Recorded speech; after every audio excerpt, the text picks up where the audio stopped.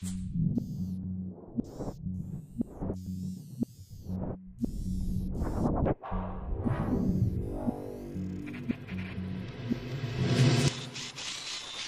programa Jornalista em Foco dessa semana entrevista Inácia Soares.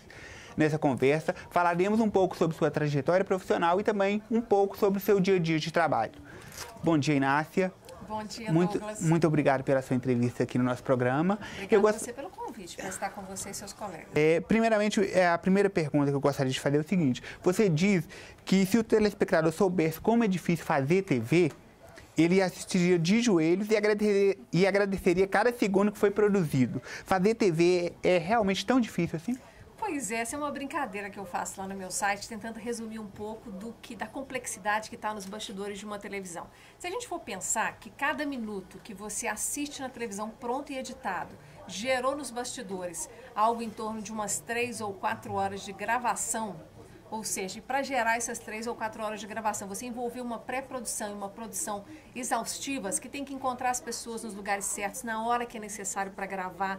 Aí você tem que pensar na locação, em todo o processo de traslado dessas equipes, na maneira como o material vai ser editado, se vai depender de materiais auxiliares, por exemplo, ilustrações de arte gráfica, se você vai depender de uma foto, de colher uma outra sonora de alguém que esteja em outro lugar, é tudo muito complexo. E para você assistir, quando, na melhor das hipóteses, uma matéria muito especial, chegar a 2 minutos e meio, 3, se ela for assim, extremamente especial e extraordinária. Então você tem muito trabalho que é jogado fora na expectativa de você realmente selecionar aquilo que importa. Então é uma indústria que tem uma produção de bastidores que o telespectador não tem noção, porque é muito fácil você apertar um botão de controle remoto, ligar a sua televisão, ficar zapeando ali com números ou com setinhas e você colhendo e absorvendo e consumindo o material que te interessa. Agora, aquilo que para muitos é entretenimento, em outras situações como no jornalismo é busca de informação, dá muito trabalho. Então é uma brincadeira que eu faço com os meus amigos. Olha, se vocês soubessem o trabalho que dá, vocês iam assistir de joelhos e agradecendo cada segundo que está ali no ar. Apesar da sua ampla experiência na TV, atualmente você é âncora da Rádio Band News FM, já trabalhou durante um tempo também na Rádio CDL FM. Apesar dessa experiência toda que você tem em TV, qual que é a diferença hoje da rotina do profissional de TV para o profissional de rádio? Gigantesca. Eu sofri muito no início. Por quê? A televisão, pelo que eu já te expliquei, a televisão é pautada pelo planejamento. Primeiro porque você moveu uma equipe de reportagem, é uma peça cara dentro de um processo de produção. Você tem um levantamento de imagens que é exaustivo, que é longo, para você gerar 1 minuto, 2 minutos de gravação. Portanto, ela tem que primar pelo planejamento. E o rádio não, é o contrário, ele tem que primar pela capacidade de reação. Por isso que as notícias chegam primeiro no rádio, e depois elas vão para a televisão, porque os noticiários em TV têm hora marcada, com exceção dos canais All News que conseguem interromper a programação para transmissões especiais com mais facilidade. Mas os canais comerciais, eles têm uma certa dificuldade para isso, então eles represam as notícias nos seus jornais locais ou em rede. Portanto, quando eu vim para cá, a capacidade de reação ao que estava acontecendo agora era muito mais importante do que planejar direitinho a chegada de um convidado ou uma matéria ou uma reportagem especial. Você atua e atuou em várias funções nas áreas jornalística, acadêmica e empresarial. Editora de texto, apresentadora de TV, repórter, executiva de TV, professora universitária e também palestrante, são algumas funções que você exerce ou já exerceu. Entre todas essas funções, rádio, TV, universidade, palestras, qual que é a profissão, qual que é a função que te inspira mais? Eu acho que todas. Eu acho que eu, como todos os profissionais que têm um trabalho múltiplo com várias possibilidades de atuação, eles se alimentam um pouco de todos.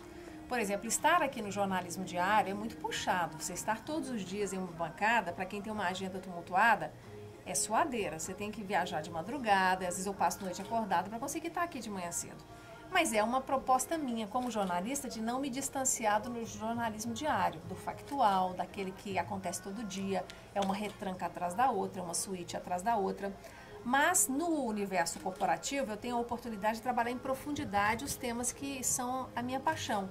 No jornalismo diário você pulveriza informações, você tem que ser muito rápido nessa abordagem, mas não consegue profundidade. Embora aqui, como nós temos um jornal do qual eu participo de 2 horas de duração, a gente consegue sim trazer temas que são pouco comuns às vezes no noticiário ou news e a gente consegue dar uma abordagem até satisfatória para eles. Mas no mundo corporativo, quando eu estou fazendo um treinamento, por exemplo, quando eu estou fazendo uma palestra, aí sim eu consigo pegar um enfoque, um tema e trabalhá-lo de forma profunda, né?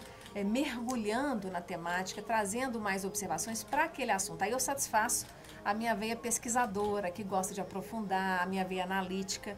Então, de certa forma, eu acho que eles são complementares e eu acho que isso acontece com muitas profissões.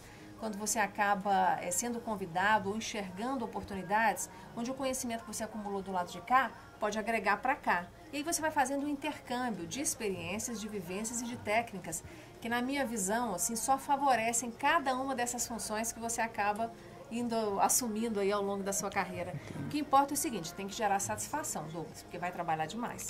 Agora, mudando um pouquinho de assunto, na sua carreira jornalística, na sua opinião, o que a internet trouxe de positivo e de negativo para o mundo jornalístico, para a profissão jornalística? A gente fala e não pode deixar de falar dos problemas da internet, vou começar por eles, que é o fato de você ter um acesso muito facilitado a muita porcaria também. Mas eu, sinceramente, eu acho que esse desafio nós sempre tivemos de selecionar o joio do trigo na vida comum antes da internet. O amigo que você tem que ouvir, o que você deve escolher, o filme que você escolhe para assistir, o livro que você escolhe para ler, as festas que você escolhe para ir, os lugares onde você vai. Então, eu acho que separar oportunidades boas de ruins sempre foi um desafio da vida, ainda mais em uma cidade grande como Belo Horizonte, em que você tem, por exemplo, tantas oportunidades de ir aqui ou acolá. Então, eu acho que a internet, para mim, ela trouxe benefícios, porque o desafio que ela trouxe já existia antes.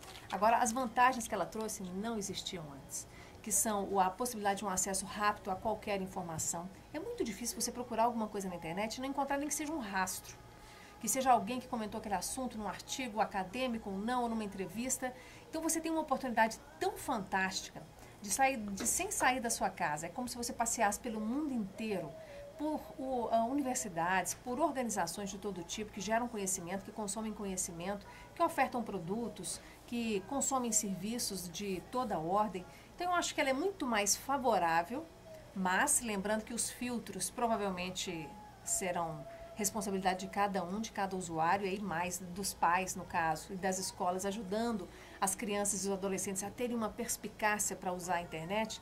Mas eu acho que ela tem muito mais pontos positivos que negativos. Ela contribui mais do que atrapalha, então. Mas muito mais. Eu acho que ela é uma ferramenta fantástica de aproximar pessoas, de alavancar a possibilidade de discussão de temas que antes os veículos de comunicação talvez não dessem espaço, por razões de linhas editoriais ou falta de tempo mesmo.